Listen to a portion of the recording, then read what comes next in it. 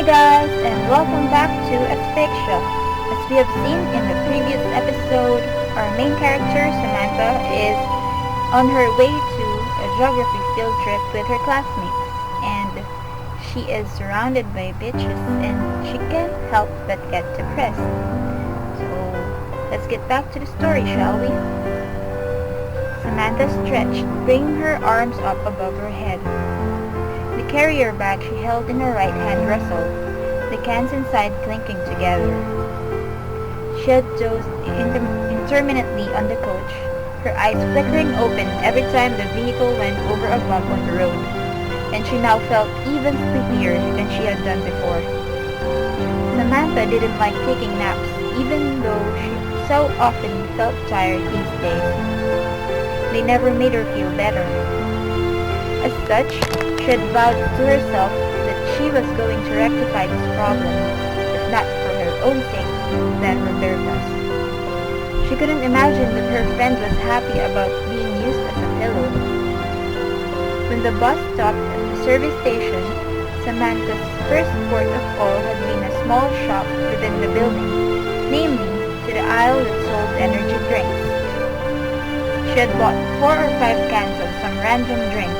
She never had that brand before, but the can was decorated in tiger print, so it must have been effective, right? And was now making her way back to the coach. The sky above her head was overcast, festooned with gray clouds. Though the sky seemed to promise rain, the air was cool and crisp. It was a sharp contrast to the air inside the coach, which was stuffy and oppressive, having been filtered through almost 13 mouths, millions upon millions of times. The outside world felt and smelled far cleaner. It was refreshing. Samantha had no real desire to set foot back on the coach again. It felt supremely self-defeating, like bricking oneself up behind a wall. Unfortunately, she did not have much of a choice. With a resigned sigh, Samantha stepped back onto the coach. Instantly, she was greeted by rows of red chairs lined up neatly beside one another, like unusually garish graves in the graveyard. Samantha was not fond of coaches. She found their movements lurching and unpredictable, and she hated being confined within them. Just how much further did they have to go anyway? Samantha thought to ask the driver, but he wasn't there. In fact, after scouring the coach, Samantha soon discovered she was one of the only people there. A couple of girls were sat in the middle of the coach, both asleep, and Samantha could spy a familiar splash of bright blue hair to her left, but that was it. And speaking of bright blue hair, Samantha tensed. Just how many other people at St. Mary's had such an outlandish hair color anyway? Died, obviously. It could only be one person. Tabitha de Quincey, known to most of the girls at St. Mary's as de Quincey, was seated near the front of the coach, hunched over herself so her back made an arc. She was holding something in both her hands, and Samantha noted her shoulders were shaking. Upon further investigation, Samantha discovered, with no small amount of alarm, that de Quincey was crying. She could not see the girl's face, but she could hear her. Small, broken sobs emitted from her mouth, even though it seemed she was trying as hard as possible to rein them in. Samantha's grip on her carrier bag tightened. The plastic crackled. What should she do?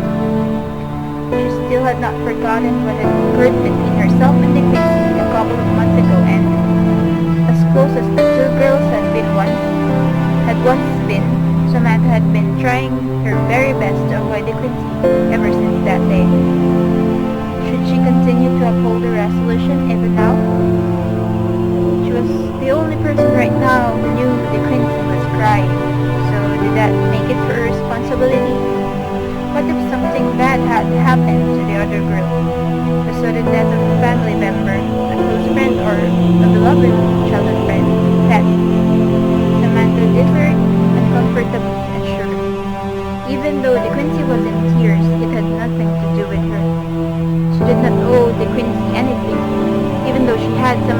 reflected with a twinge of guilt, borrowed all that money from her last term. Moreover, she may have been sobbing over something private, something she did not want others to know about. Asking her about it could very well make the matter worse. De Quincey was so lost in her mourning, she had not even noticed Samantha was there. Samantha could easily have slipped past her, back to her own seat without her even ever knowing Samantha had seen her. It was perfect. It was perfect, so why weren't her feet moving? Would her conscience let her ignore a girl who had once been her friend?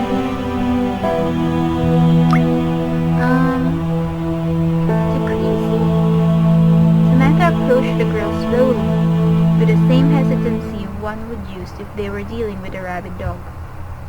Just what was she expecting anyway? Did she think De Quincey was going to bite her?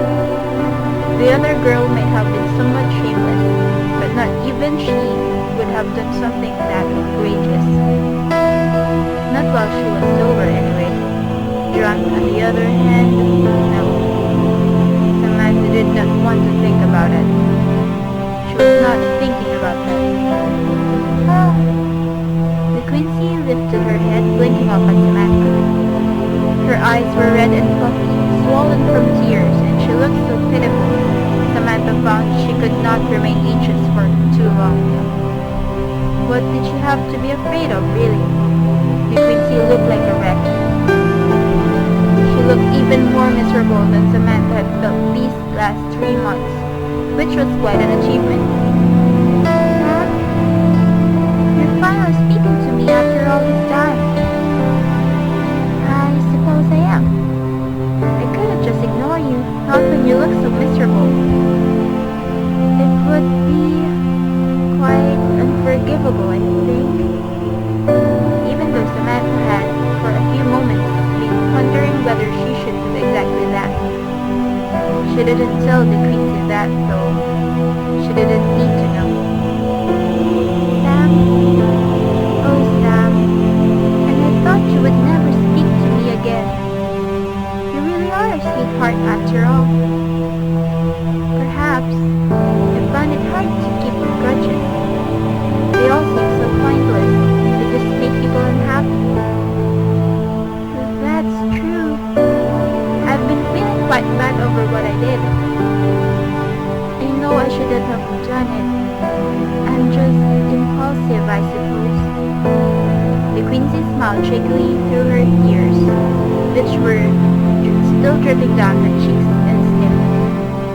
She wiped her tears with the back of her arm, perhaps attempting to make herself more presentable, and sat up a little straighter. So, if you don't mind me asking, and the subject matter is not too delicate for you to discuss, why are you crying? Did something bad happen? Something bad, huh? I guess you could say that. It was pretty bad. What was it? It's hard to explain. I don't know if you would understand. Maybe nobody would. Maybe not. We all grieve in different manners. But if there is anything I can do to help, do not hesitate to ask. I can hardly leave you when you look so very unhappy. Thanks. Well, De Quincey gave Samantha a watery smile, her lower lip trembling. I guess there's an easy way to deal with such a thing. The death of a loved one is always painful. It hurts. Though I know it's silly, it really does hurt. Samantha's eyes widened. So it was as she had thought. De Quincey really had lost a loved one, and recently too, by the sounds of it. Samantha was no stranger to bereavement. Her own father had died when she was only 7 years old, and it was a memory that had stayed with her, following her from place to place, more persistently than her own shadow. She could remember sitting in the parish church of Father St. Mary, with its vaulted ceiling and stone arches, listening the vicar as he conducted his service. Samantha had grown restless and started to gnaw at her fingernails during the vicar's speech, nibbling them down to stumps. Her mother had noticed and had been less than impressed. Through her tears, her mother had taken hold of Samantha's hand, crushing Samantha's fingers beneath her own with a little too much strength, and had hissed at her, "Just sit still and listen." That had stung. Samantha hadn't been fidgeting all out of callous carelessness. She had loved her father. She still loved him even now, even though he was dead.